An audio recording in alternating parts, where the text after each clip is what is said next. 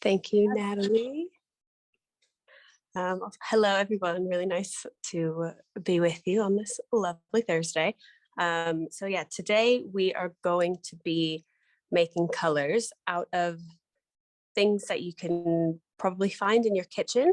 So they're all kind of food-based products. And what we're going to be using, we're making an egg tempera paint, which is a kind of paint that has been made like starting from the Middle Ages, and the binder is eggs because the egg yolk is really stretchy and elastic. So we're going to be using spirulina, which is the green pigment, to make the paint. You should have a green one and a blue one if you got one of our really fun materials boxes. But if you don't have this, you can get it at any kind of like health food store. Those kind of blue smoothies that you might see at Tesco or something. It's the spirulina that makes them blue. It's an algae that is actually really good for you and has lots of nutrients. So I wouldn't say that these paints would taste really good if you ate them, but if you wanted to, you could eat them and nothing bad would happen. But so let's get started. You will need an egg, some spirulina powder, a paintbrush, a small kind of teaspoon. I have a roller for rolling out the paint and kind of pressing on the paper, but if you don't have one of those, a big spoon will work exactly the same. And then a couple different pieces of paper, any kind of size, any kind of color will work totally fine. I would recommend just using whatever you have around. And then a couple different cups and containers. These kind of like takeaway containers work really, really well because they have a lid built on them. A little bit of water. You actually probably don't need as much as this, but I'm just being extra prepared. And a smooth surface to mix the paint and roll the paint out. This is a sheet of acrylic, but you could probably also use a magazine pages or these kind of tear off palettes.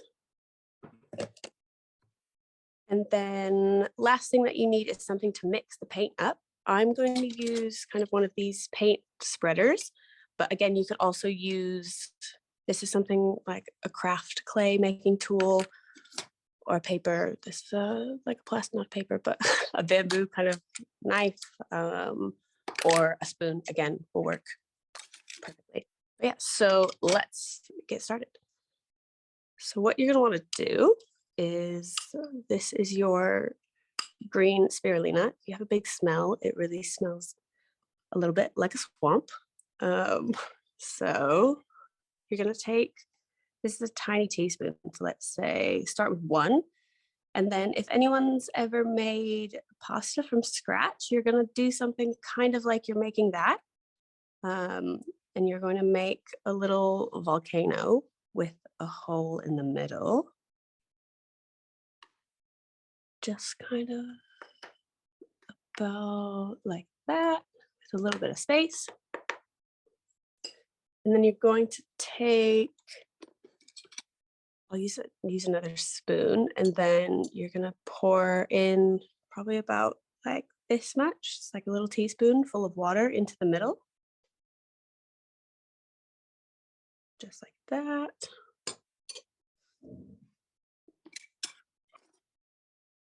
And then as that goes, you're gonna mix it up to make a kind of paste. So you want this part to be thicker rather than gooey. It will take a little bit of time to kind of work it all together. And if it's a little clumpy, I can tell already that I'm going to need to put a little bit more water in this, but I would always go on the side of less water because you can always add more.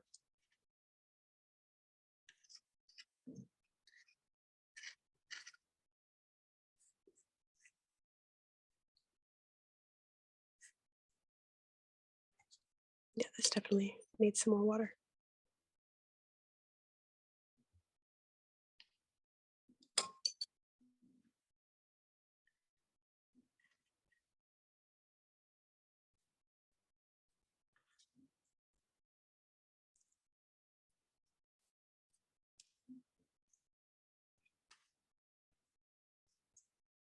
you can kind of start to see as this gets mixed up, you can see kind of what the green will look like when it's all ready. While I'm going to keep mixing these up. These are kind of some of the different prints that I made earlier that we can use, that we'll be making today. This is the one made by rolling it out onto this sheet of paper and then doing a sort of mono print. And then this one is, can you see that? Yeah. So this is kind of by using it more directly as like almost a watercolor paint. So there's a lot of different things and techniques that you can use these paints for once you've made them. But yeah, so keep working on your mixing.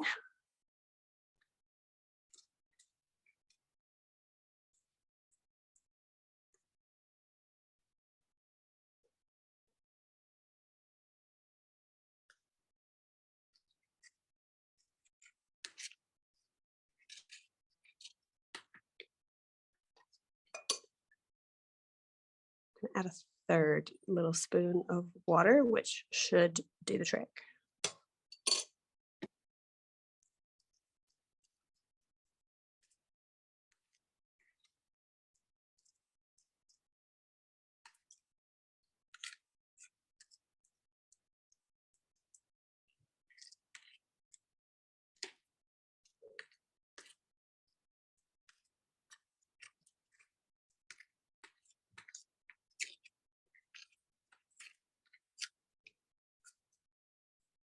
I always find that this part is really relaxing, almost kind of like ASMR.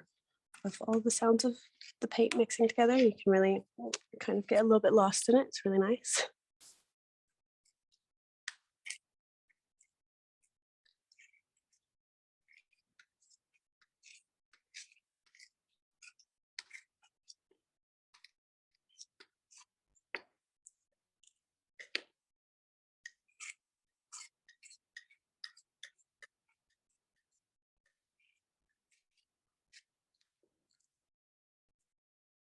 Okay, so that is looking pretty good paste wise. So if everyone is ready, we're going to do the next part, which you're going to need the eggs for. So I'm going to need an egg and then 2 containers. So one ideally with a lid, but if not, you can just cover it with a piece of paper or something. So one, this.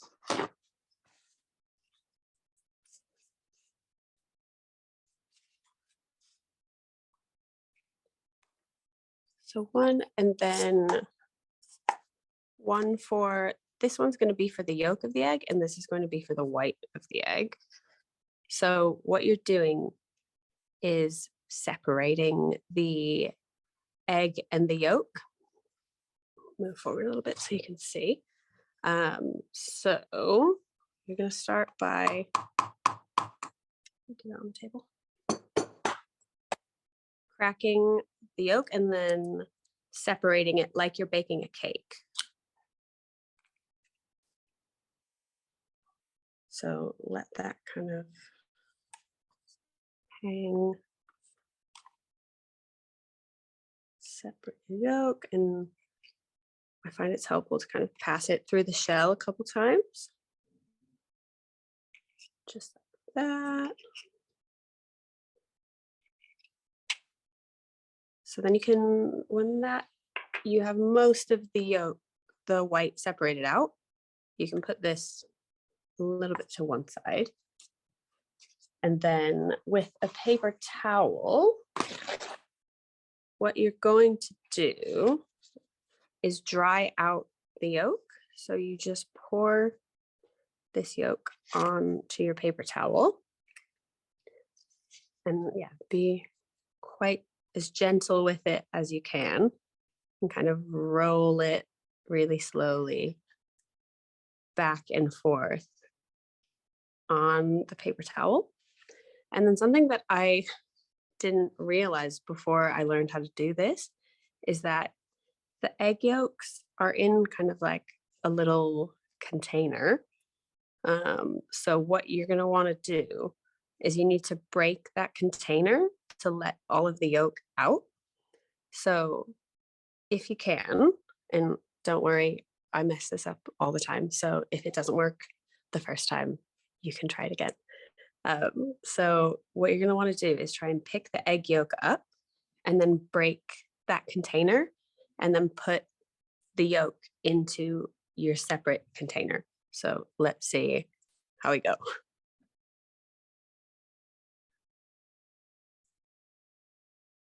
So yeah, you can, it's hard to pop sometimes, but yeah, oh, there it goes. And then this is kind of what the container looks like. And then you can put that in the cup with your egg whites. If you're good at baking, you can make meringues with the leftover egg whites. I'm not a very good baker, but I bet some of you are. And then here I can tell that there's maybe just a little bit more, which if this happens and it didn't work perfectly for you, it would be totally fine if you just stick your hand in and pull that part out.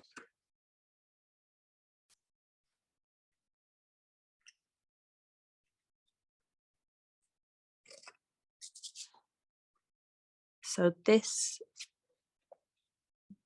egg yolk dries really quickly because it's a natural material.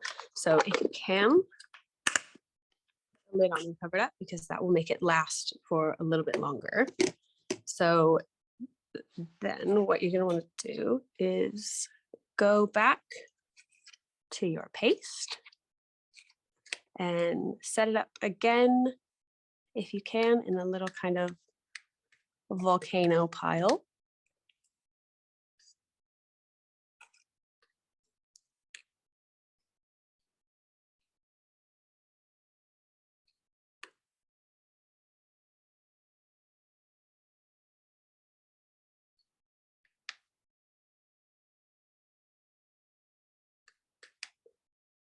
And then you're going to want to put a couple drops of the yolk into this mixture. You don't need as much in terms of, you don't need as much as the amount of water that you put in. You can use a spoon if you think that's easier. I might try and do that, or else I know I will pour all of this egg yolk in by accident.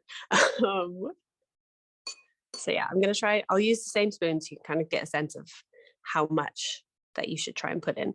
So scoop that. Let's say this much. That's probably about like half a teaspoon. And I used 3 teaspoons of water mixing this up, if that kind of helps you guys gauge quantities. So then I'm going to put the lid back on this so I can use it later. Put this spoon to one side. And then here you're really going to, you're going to mix everything together. But this time focus, really focus on mixing up any of the kind of bumps. You can tell there's sometimes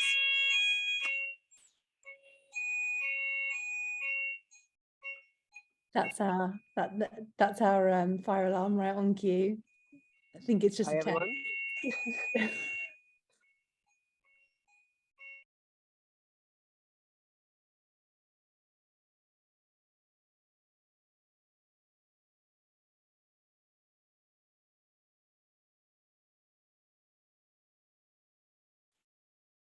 Molly, I think you're still on mute. Has the fire alarm stopped? No, it hasn't. Okay. I'm just going to answer. I'm just going to bring up some of the questions here while hopefully that test just stops making that noise. So in answer, Vicky, and hello from Wheatfield in Northampton. Really lovely to have you with us. So Molly added about half a teaspoon of egg yolk to the mixture that she's currently mixing, and that was 3 teaspoons of water. So I think, Molly, am I right that, you know, it's you start off with a little bit and you add to it. You don't want to go straight in with too much. You want to start off with a small amount and then hopefully building it up. Fire alarm still going. Okay. Well, it's really lovely to watch you work. And we're having a nice chat here in the chat. People saying if you're whipping egg whites, it doesn't look if you've got egg yolk in it. So hopefully you can use your egg whites if you're doing this workshop, and you can use your egg whites to make a nice meringue or something.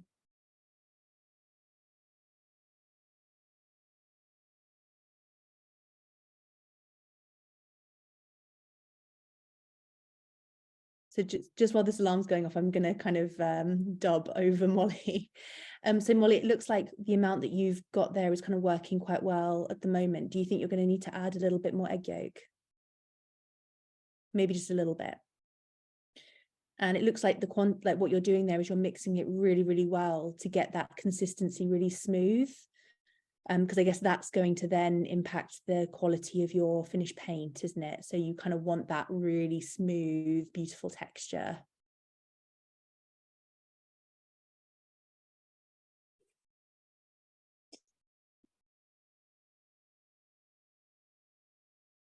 If you're doing this where you are, it'd be great to hear. If you're following along and making along, please pop it in the chat or in the Q&A if you've got any other questions, and we'll do our best to answer them.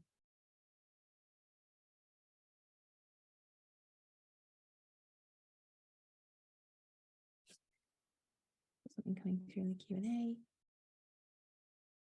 So Kelly's just okay. Kelly's just asked a question, which is, can Molly review the proportions of powder, water, and egg yolk? I think I didn't use enough pigment. So Molly, oh, you're adding a little bit more egg yolk to this. Okay. So Molly, in terms of your proportions of spirulina, how much were you using to make the amount that you're currently working on? Was it, you're writing it out, okay. So 1 teaspoon of spirulina. Yep. 2 teaspoons of water. And half a teaspoon of egg yolk, roughly.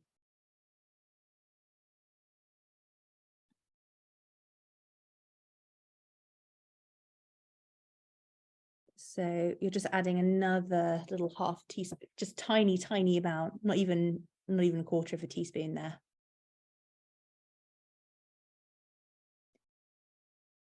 Molly, do you want to pop your audio on and just see how it might be that the alarm doesn't actually sound too bad on the mic?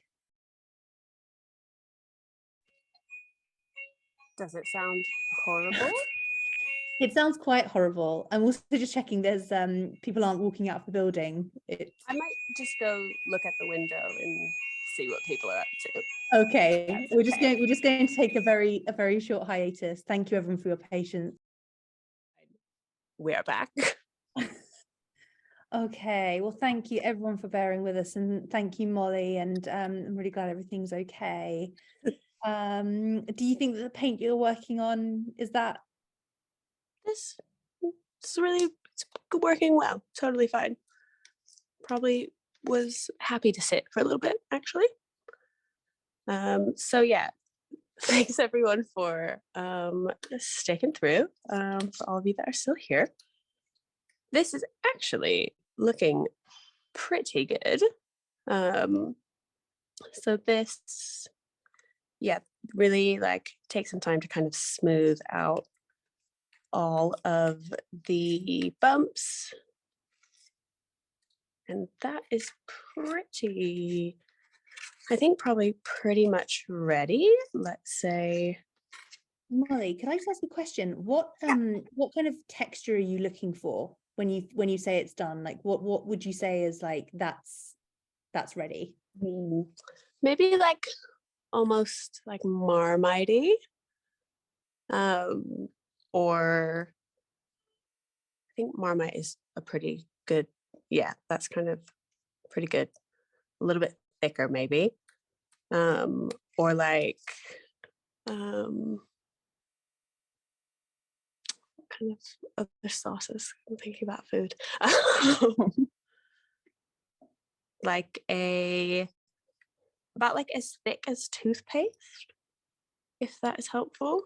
Kind of so that you feel that like there's a little bit like of body, you can kind of push it around. It seems silly to say that it should feel like paint, but it should feel like kind of acrylic paint, which is the goal. This is looking good. And then actually, like, you can tell, it's easier to tell if it's ready kind of by sound. So if you scrape this up into a pile and kind of stick it here on one side, I'm just going to use a wipe to, because this is a little bit textured now. So I'm going to use a wipe to just clear this so we can roll paint out. If you have more than one sheet or a slightly bigger piece than this, that will also work totally fine. So I think this actually could maybe use like the tiniest drop of water, which just because I had a brief interlude outside. We've had another question, Molly, which is if your mix seems too thin, can you add more powder to thicken it? Absolutely. Yeah, so if it's looking a little bit thin and kind of watery, runny, kind of soupy, that is, I would say, not ideal texture. But yeah, it's just like cooking. You can add more powder, more water, more egg, kind of little by little, until you kind of get something that really kind of, you can see that it all wants to kind of stick together a little bit more. And you can, like, this now is really easy to spread out, where before it was either running all over the place, or kind of spreading, but in like chunks. So this is way easier to just spread as one, almost like icing on a cake. But yeah, so definitely keep adding the different elements until you get something that is kind of all together. So the spirulina powder will make it weightier and less runny. The water, if it's too dry, you'll add a little bit more water. And if it's not stretchy or kind of, you can tell that it's kind of having issues kind of staying together or being nice and smooth and glossy, add a little bit more of the egg.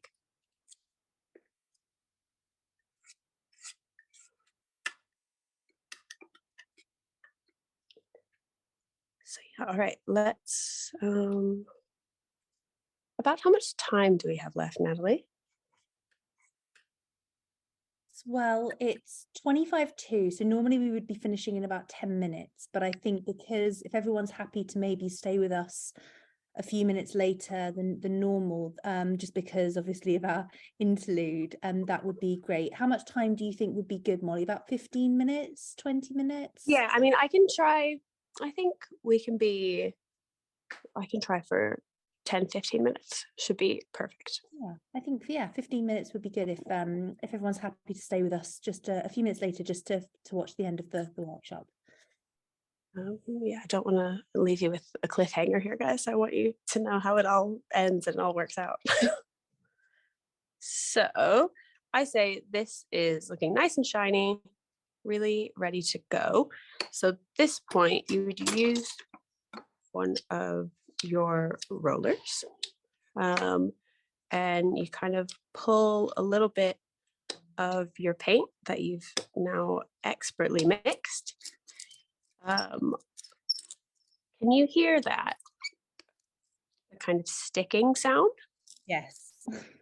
So that is the sound that you're looking for to know, perfect, ready to go. Your paint is the right texture, right consistency. On here, that means that the egg is doing its job and is binding everything together, and it's trying to stick to everything. And the water is helping it spread out. Pigment is giving it its beautiful color. And so when you're rolling, I would say it doesn't need to be really thick. You want to kind of be as thin as possible, because too much ink will make it really hard to print with, and you won't see as much of the color. So this is looking pretty good. This right here, too thick. So if you just kind of go over that a couple times, that's thinned out a little bit. And then you can set your roller to one side. For this way of printing, we're going to do something kind of like a monoprint, which is how to achieve something kind of like this. You can see there are different designs and things. I just used, now you can grab your paintbrush, spoons, any kind of, anything really that can make textures or shapes or lines. And you can then just draw directly onto this surface. And it will work exactly the same if you're using a page from a magazine or a disposable paint palette. And maybe, what do I want to do? A big old flower. And so you can kind of etch into this surface.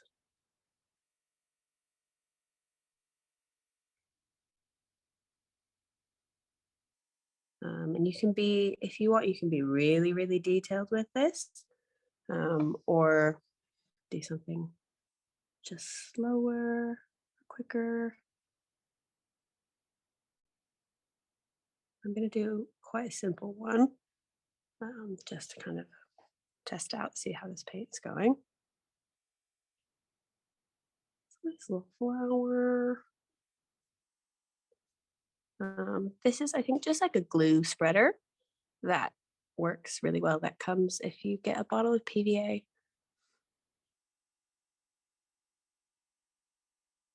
Or you can use a piece of cardboard. I'm really all for using things that you have around you to make art, because you really don't need very much. You could use, actually, you could use the carton, a bit of egg carton, because that's like recycled cardboard that has like, makes some nice textures, and it's good to get kind of the lines and different marks and things like that. So whenever you're happy with whatever design you have, then you will take a piece of paper. I have one that I taped off the edges, just because, yeah, I taped off the edges just because then it makes it nice and clean when you take it off, but you, of course, don't have to do this. And then what you're going to want to do is place your piece of paper directly face down on the ink. I'm going to get some of it in my big pile of paint, but that's fine.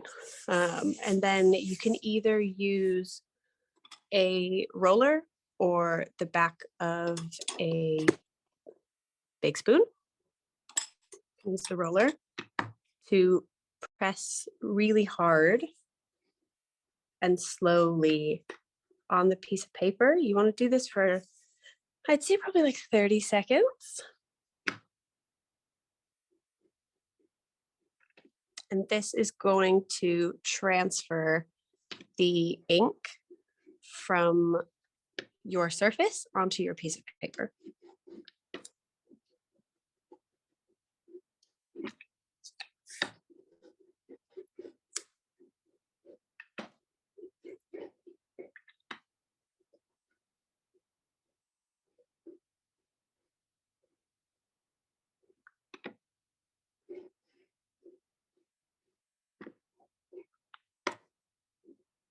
Okay, I think that is okay. And then slowly peel it off. This one is, and so that you can see kind of the design and everything that you have is transferred over. This one isn't super bright green, but I think that is because my paint may have started to dry a little bit when I was briefly outside. So yeah, if your paint is starting to get a little bit dry, that's just when I would add a little bit more water. And yeah, because these are natural pigments, when you've made these paints, I would say that they would last for about up to a week because they do have raw egg yolk in them if you keep them in a container kind of like this with a lid on them. But then after that, I would say probably best to mix up some new ones. So if this is something that you really like to do and want to do again, I would recommend mixing paint up in small quantities so you don't make a lot of waste.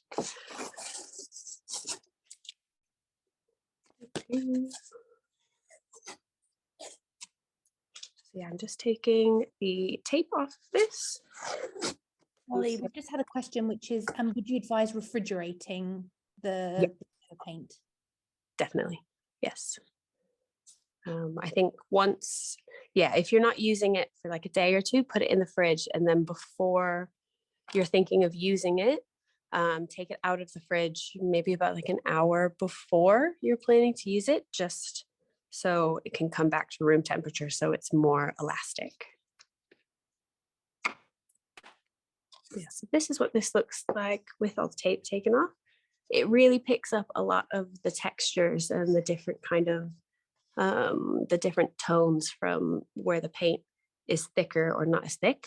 And so you can really experiment with this in a lot of different ways. The other thing that you can do with this paint is you can scoop a little bit of this up and then stick it in a palette or something like this. And then you can turn it into almost like a watercolor really easily with Paintbrush. Get your brush nice and wet. And this is where just add a little bit more water, and then you can really see already on the edges, you get that really nice bright green color. And that comes right out. And you can use this almost like a watercolor. So if it dries up, that's totally fine. You can just add a little bit more water, and then it will refresh instantly. I'm going to show you what that looks like on a little bit of paper. I'm thinking about Christmas already, so maybe I'll try and do a Christmas tree. The back of this is, here we go.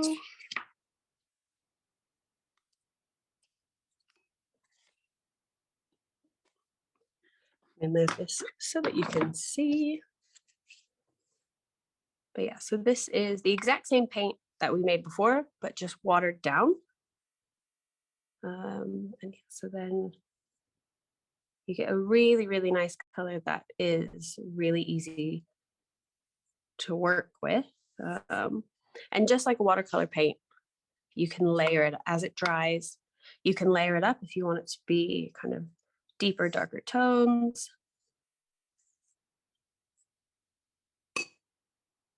Or you can, if you want it to be kind of, I guess, more ink-like, I'm taking now from, so this part, that is just the paint that we made. If I'm going directly from this, then you can see here, it's really thick and is much more almost like an acrylic paint.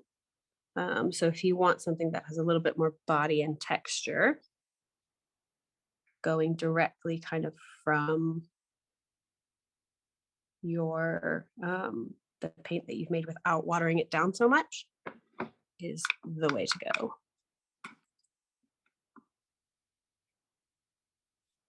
Just finish up this little tray.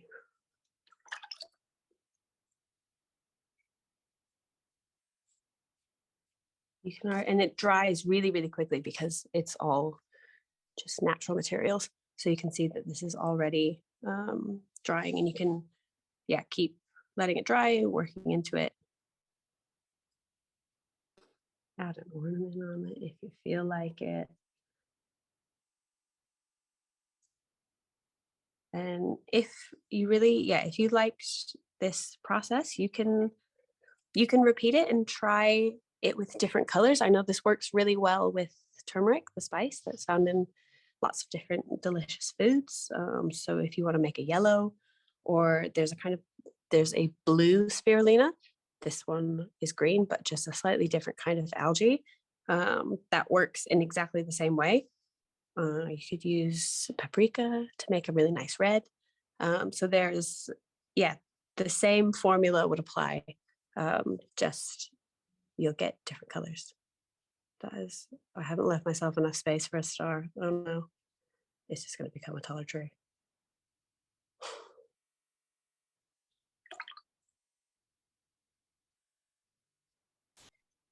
Molly, we've just had another question here, which is, do you know which pigment powders are the most light fast? That is a great question. So I think the darker colors are stronger. So your blues, your greens. Turmeric actually is super strong. I don't know if you've ever cooked with it and got it on your hands and realized that it will be on there for a couple days. So that one is super strong. Pinks are hard. Pinks and reds are hard because they fade really, really quickly. But yeah, so I would say green. This green is pretty good. Green, blue, and yellow, if you're using turmeric, would be my 3 recommendations. We've also had a question here, which is, would any powdered spice work? Maybe chili powder, ground cumin, etc. Yeah, so I haven't tried cumin, but I think you should definitely go for it and try it. It should work. The only thing, you may have to kind of really work into it a little bit more, because these powders are very, very fine already. And the kind of spices that you might buy in a shop might not be as fine. So you may have to really kind of work into it a little bit more. But they definitely will work. And if you try it, I would love to see some photos, love to see kind of what colors you got out of them, or any colors that you got that were really surprising. Like if you thought that it would be a kind of brownie spice, but it was purple or something like that. I'd love to see it. And that sounds really fun.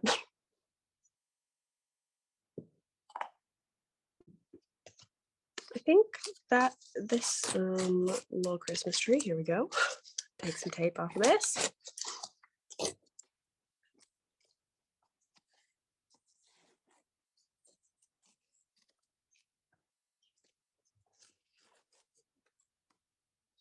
And when this is the kind of thing as well, when this dries, you could work back into it with